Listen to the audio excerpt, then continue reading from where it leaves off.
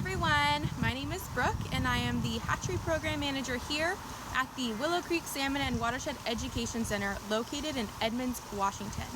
This facility has been here for over 30 years and was originally run by the Edmonds Salmon chapter of Trout Unlimited, known as the Louboutin Salmon Club. This was a complete volunteer organization and they worked really hard to keep this facility up and running. And in 2017, they asked Sound Salmon Solutions to take running the facility over. Because we are a regional fisheries enhancement group, this is a perfect fit for us. So sit back and please enjoy a virtual tour of our hatchery facility today. Before we start our virtual tour, it's super important that we understand how the water flows both into and out of our hatchery facility and our salmon rearing pond. So let's take a look at where Willow Creek begins and how the whole process works. Here we have the upper portion of Willow Creek. Underneath this big tarp here is what is called a weir, and the water gets siphoned from the creek under this weir here, and then it goes into the rearing pond. The tube that you see at the very bottom of your screen is the outflow of water from the Willow Creek rearing pond, returning the water back to Willow Creek. We have a dam in place in order to slow the water down enough to get it to push itself through the weir, and then it goes into the rearing pond. So we have both the inflow and outflow from Willow Creek. Now that we've covered how we divert and return the water to Willow Creek, we can now cover how the water runs through our hatchery system. So here we are looking at our Willow Creek rearing pond, and we are standing on our feeding platform. So all of our volunteer feeders can come out and walk this platform and feed our 80,000 salmon that are below. So to start, let's start with the inflow from Willow Creek. So we've got constant water coming in as these salmon need new dissolved oxygen, new fresh water, and water that's cold, and that's coming from our weir system. Next, we have our outflow from the pond that goes back out into Willow Creek, which is that little pipe that we just showed you, and this is to continue the fresh water and also to get rid of anything that's been standing still for too long, but there is a grate over this so that no fish will be sucked out. Next, we have our inflow into the hatchery, and this is a pump system that is run, and it sucks the water through that little white pipe, goes underneath the ground and into the hatchery system. It is the water for both our egg trays and our rearing troughs. And when the power goes out, we have a generator that we can hook up to ensure that that water still flows. Next, of course, we have the outflow from the hatchery, and that goes straight into the pond and will eventually make its way out of the rearing pond. Last, we have our super awesome salmon water slide, and that is connected to our rearing troughs inside the building. We pull the plug on our rearing troughs, and the water goes through the floor of the hatchery system underground and then shoots out that white pipe and puts all of the salmon from the inside of the hatchery out into our rearing pond. Alrighty, so now that we understand how Willow Creek ties into our hatchery system and how we get water into our building, we can now take a tour of our hatchery facility on the inside. Alright, so inside here are our rearing egg trays, and we get salmon in the egg trays around mid to late December.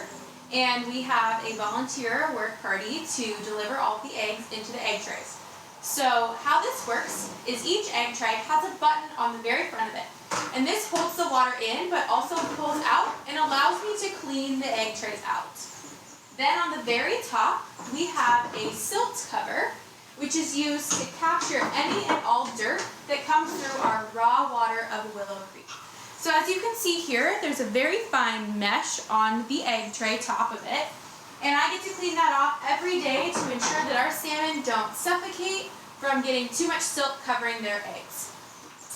Underneath that, we try really hard to replicate what gravel is like in the wild. So we have these little plastic sheets, and there's a couple layers inside, so the coho eggs can sit on top of each other but be separated enough that they don't suffocate each other off.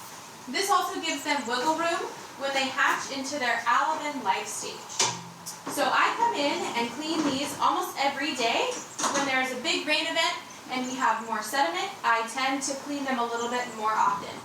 So here's a picture of exactly what those salmon look like when they're in here. So the first picture that we have is eggs. So these are right when the eggs were delivered, and you can kind of see their eyes and you can see their development a little bit. And then next we have a picture of our very first hatched alevin, which is the second life stage of the salmon. And you can see how we have a bunch of eggs in each egg tray. We have 80,000 salmon a year, which turns out to be about 6,500 salmon per egg tray. And then we have another picture of them when they've all hatched out and they've started to wiggle around. So once they get pretty large in their alevin life stage or have consumed a lot of their yolk sac, we transition them to the rearing troughs. So here we have our salmon rearing troughs. So the water pipes that you see behind me here are the second input from Willow Creek. And obviously everything's turned off right now, otherwise it'd be extremely noisy. And all of our salmon are out in the rearing pond, so there isn't really a need for that right now. So these are our rearing troughs, and our salmon, we put them in here so we can monitor when they transition from the alevin life stage to the fry life stage. So by that, I mean when we can watch and check and see when they've completely consumed their yolk sac. So the yolk sac, that's a part of the alevin life stage, is the food source for those salmon.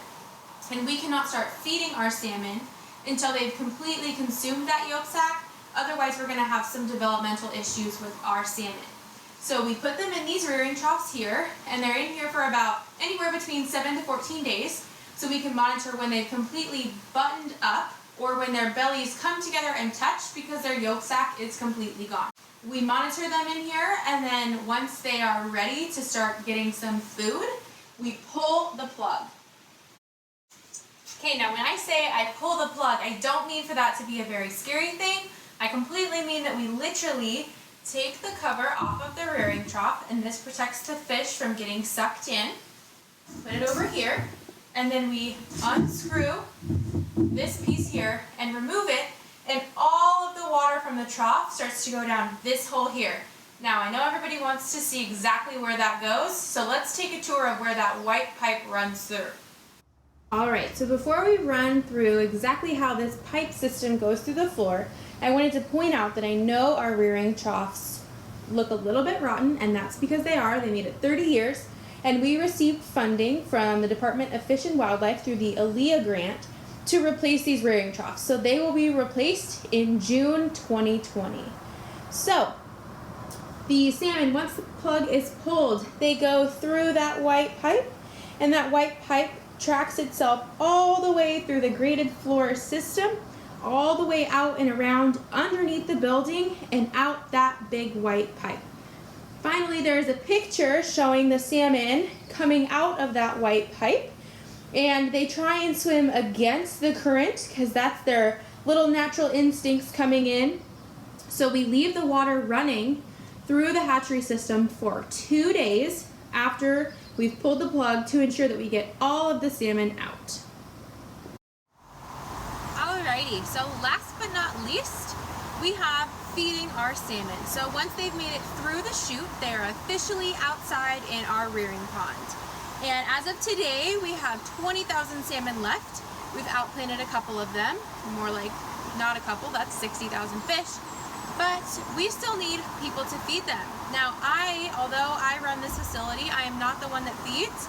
We have a complete volunteer feeding schedule. So if you are interested in volunteering with salmon and live in the Edmonds area, I would love to have you reach out and we can totally get you on the feeding schedule for next year. So here's a demonstration of what the salmon feeding looks like. So we go inside and we weigh out how much food there is, and then we use a spoon and we just gracefully fling the food out to the fish, and the fish then come up and eat it. They know it's meal time, so they're pretty excited right now. And these fish should be here until about late May. Alrighty, well this concludes our Willow Creek Salmon and Watershed Education Tour for today. I really hope that you learned something about salmon or the way that our hatchery works, and I hope that I also piqued your interest in some ways that you could volunteer. All the events that we have down here, including moving the fish and feeding the fish, are volunteer run, and I really need volunteers. So if you live in the Snohomish County area and are interested in volunteering with us, I will leave my contact information at the end of this video for you to go ahead and contact me. I also set up a Willow Creek Salmon and Watershed Education Center Facebook page that I post all of our public events on, and you can go ahead and give that a like and a follow, and you will be updated on all of our events. So we really hope that you enjoyed this today and you learned something, and have a salmon-tastic rest of your day.